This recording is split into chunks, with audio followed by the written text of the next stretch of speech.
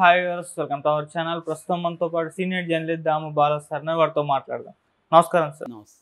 Sir, కవిత గారు కేసీఆర్ గారి పైన తిరుగుబాటు చేయబోతున్నారు అంటూ ఒక వార్త వైరల్ అవుతుంది సార్. అంటే మొన్నే ఢిల్లీ లిక్కర్ స్కామ్ నుండి జైలు నుండి విడుదలయ్యారు బెయిల్ పైన కవిత గారు.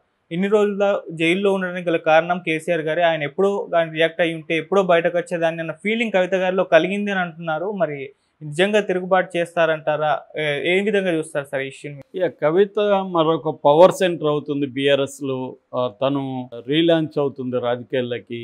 సో కేసీఆర్ మీద, తండ్రి మీద ఆమె కోపంగా ఉంది. అట్లాగే కేటీఆర్ మీద కూడా కోపంగా ఉంది. ఎందుకంటే కేటీఆర్ ఈమె జైల్లో ఉన్నా కూడా పెద్దగా దాని మీద పెద్ద ఫోకస్ చేయకుండా తన పాటికి తను ఇక్కడ తన ఉద్యమాలు చేయడము, తను వెళ్ళి మీటింగ్లలో పార్టిసిపేట్ చేయడము, రకరకాలుగా అతను ఎంజాయ్ చేస్తున్నాడు. మొన్న రాఖీ పండుగ రోజు కూడా వేరే వాళ్ళ దగ్గర రాఖీలు కట్టించుకొని దానంతా ఫోటోలు తీసి పెట్టాడు తప్ప తను కనీసం ఆ రోజు జైలుకి వచ్చి రాఖీ కట్టించుకోవడము అట్లాంటి సింబాలిక్ ఇది చేయలేదు. ఇలాగా ఆమెకి అసంతృప్తి ఉంది. కేసీఆర్ గారిని ముందుగానే స్పందించుంటే అసలు తను అరెస్ట్ అయ్యేదే కాదు. అరెస్ట్ అయినా కూడా ఇన్ని రోజులు ఉండడానికి కేసీఆర్ చేతగానితనమే. కేసీఆర్ సీరియస్గా దీన్ని పట్టించుకోకపోవడమే. అదే తాను బదులు కేటీఆర్ జైల్లో ఉంటే ఈ పరిస్థితి ఉండేదా, కేటీఆర్ ఇంతకాలం ఇలా ఉండేవాడా అన్న ఇది ఆమెలో ఉంది అని చెబుతున్నారు. ఇది నిజమా కాదో మనకు తెలియదు. ఇది ఒక పుకారు అయితే బయటకు వచ్చింది. అయితే ఆమె బయటకు వచ్చినాక ఒక ప్రతిజ్ఞ అయితే చేసింది. ప్రతిజ్ఞలాగా ఆమె మాట్లాడింది. అదేంటంటే, నేను మామూలుగానే మొండిదాన్ని, నన్ను ఇప్పుడు జగమొండి చేశారు, నేను వాళ్ళ అంతు చూస్తాను అన్న స్థాయిలో మాట్లాడింది. ఇక్కడ ఎవరంతు చూస్తుంది, ఎవరి జగమండిగా ఏమైనా మార్చారు, ఇది క్లియర్గా ఆమె చెప్పలేదు. వాళ్ళు ఎక్కడా కూడా బీజేపీని ఒక మాట కూడా అనలేదు. ఎందుకంటే ఇప్పుడు ఆమెను అరెస్ట్ చేసింది ఎవరు? ED, CBI. ఈడీ, సిబిఐ ఎవరు ఆధ్వర్యంలో పనిచేస్తుంది? సెంట్రల్ గవర్నమెంట్ ఆధ్వర్యంలో పనిచేస్తుంది. సెంట్రల్ గవర్నమెంట్లో బీజేపీ ఉంది. సో బీజేపీ ఆమె అరెస్ట్కి కారణం అనేది అందరికీ తెలిసిన విషయమే. పొలిటికల్గా ఆమె ఆ స్కామ్లో ఉందా లేదనేది కోర్టులో తేలుతుంది. కానీ మనకి ఇండియాలో చూస్తే గత 10 ఏళ్ల పైన ప్రత్యర్థులే, బీజేపీ ప్రత్యర్థులు మాత్రమే అరెస్టులు అవుతూ ఉన్నారు. వేరే స్కాములు చేసిన వాళ్ళు ఎవరు కూడా అరెస్టులు అవ్వట్లేదు. బీజేపీలో జాయిన్ అయితే వాళ్ళ మీద ఉన్న కేసులు కూడా క్లోజర్ పిటిషన్లు వేసేస్తున్నారు మ్యాక్సిమం. సో నీరు గారిపోతున్నాయి. అంటే బీజేపీలోకి వెళ్తేమో వాళ్ళందరూ మిస్టర్ క్లీను, మిస్ క్లీను అయిపోతున్నారు. బయట ఉంటేమో డర్టీ అవుతున్నారు. సో ఇది అందరికీ తెలిసిపోయింది. ఇండియా వైజ్ కూడా ఇప్పుడు ఎవరిని అడిగినా చెప్తారు పొలిటికలీ మోటివేటెడ్. సో ఈమెను అరెస్ట్కి కారణం క్లియర్గా బీజేపీనే. బీజేపీ కేజ్రీవాల్ మీద పగ తీర్చుకోవాలనుకున్నారు. కేజ్రీవాల్ని కట్టడి చేయాలనుకున్నారు. ఎందుకంటే కేజ్రీవాల్ ఒక థ్రెట్గా మారుతున్నాడు బీజేపీకి. అతను కూడా బీజేపీలాగే, మోడీలాగే హిందుత్వం అనేది తీసుకెళ్ళాడు. అతను మిడిల్ క్లాస్ స్ట్రాంగ్గా ఉన్నాడు. పైగా ఢిల్లీలో ముఖ్యమంత్రిగా ఉన్నాడు. అతను పంజాబ్లో వాళ్ళ ఆప్ ముఖ్యమంత్రి ఉన్నారు. ఇట్లా మెల్లమెల్లగా నార్త్లో అతను చుచ్చుకొస్తున్నాడు. కాబట్టి అతను కట్ చేయాలని వీళ్ళు డిసైడ్ అయ్యారు. దాంతో అతని మీద కేసు పెట్టాలి. అయితే దీనికి ఒక నెరేటివ్ క్రియేట్ చేశారు. సౌత్ లాబీ అన్నారు. దీంట్లో వైసీపీ వాళ్ళని కూడా, నిజానికి వైసీపీ అప్పుడు వాళ్ళతో ఫ్రెండ్లీగానే ఉంది, అయినా వైసీపీ వాళ్ళని ఇరికించారు. మెల్లమెల్లగా వాళ్ళందరిని అప్రూవల్గా మార్చేసి వాళ్ళు చెప్పారని కేజ్రీవాల్ని ఈమెను ఇరికిచ్చారు. సో నిన్న కూడా సుప్రీంకోర్టు ఏమనింది, ఈమె మీద మరి ఈమెని అరెస్ట్ చేశారు, మాగుంట శ్రీనివాసరెడ్డిని, మాగుంట రాఘవరెడ్డిని ఎందుకు చేయలేదు, ఇదే ట్రీట్మెంట్ వాళ్ళకి ఎందుకు లేదని కూడా సుప్రీంకోర్టు అడిగింది. మరి ఈమె రోల్ ఎంత ఉందో మాగుంట శ్రీనివాసరెడ్డి రోల్ కూడా అంతే ఉంది కదా. సౌత్ ల్యాబ్ అంటే వీళ్ళందరూ కలిసి కదా. మరి ఈమెను ఒక దాన్ని ఎందుకు చేశారని కూడా సుప్రీంకోర్టు అడిగిందంటే ఆ కేసు ఎలా ఉందో మనకు అర్థమవుతుంది. ఓకే. సో ఈ కాంటెక్స్ట్లో బీజేపీ ఆమెను అరెస్ట్ చేయించింది, బీజేపీ జైల్లో పెట్టించింది. మరి ఆమె పోరాటం బీజేపీ మీద ఉండాలి. సరే, ఆమె అంటే ఈ కేసులో ఉంది కాబట్టి రాజకీయంగా మాట్లాడితే రేపు పొద్దున ఇబ్బంది రావచ్చు అని ఆమె మాట్లాడకపోవచ్చు.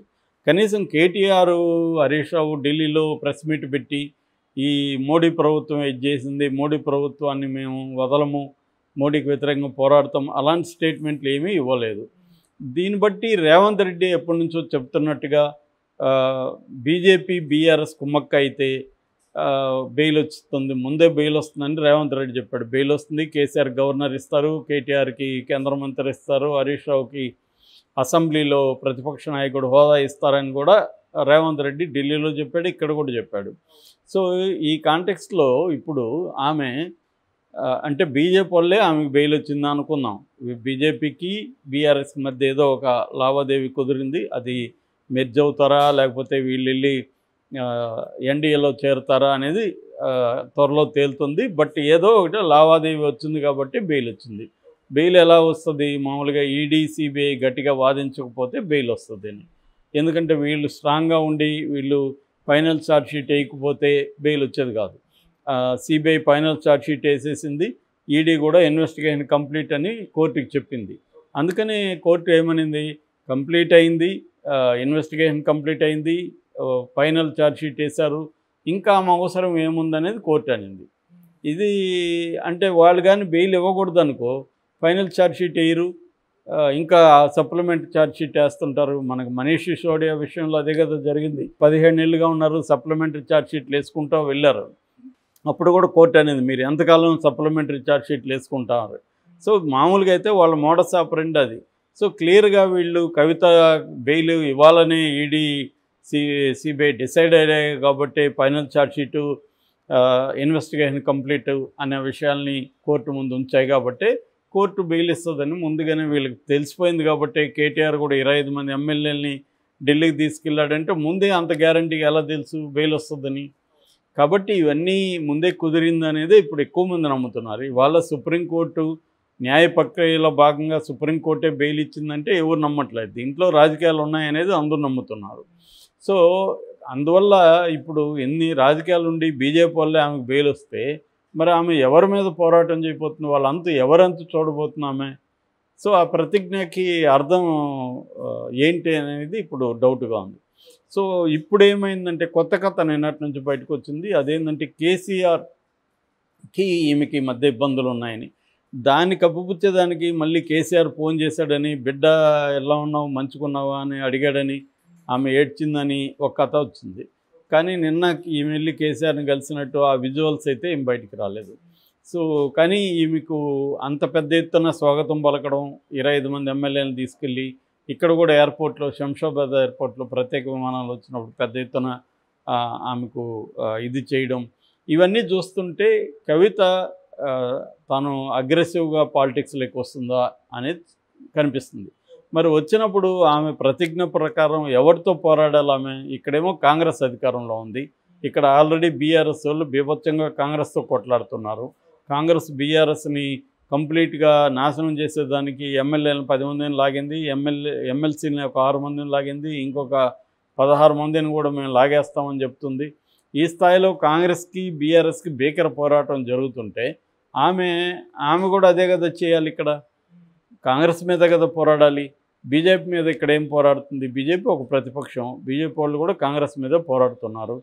మరి సెంట్రల్ లెవెల్లో ఏం పోరాడాలంటే ఏం చేయబోతుంది అనేది ఇవాళ తెలియదు.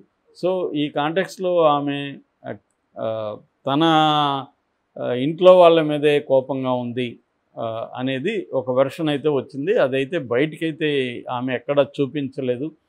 ఆమె కేటీఆర్ని పట్టుకొని కూడా కౌగిలించుకొని ఏడ్చింది, తన కొడుకు ఆదిత్యని భర్త అనిల్ని పట్టుకొని ఏడ్చింది. అది ఉద్వేగం ఉంటుంది, ఎందుకంటే 5.5 నెలల జైల్లో ఉండడం మాటలు కాదు.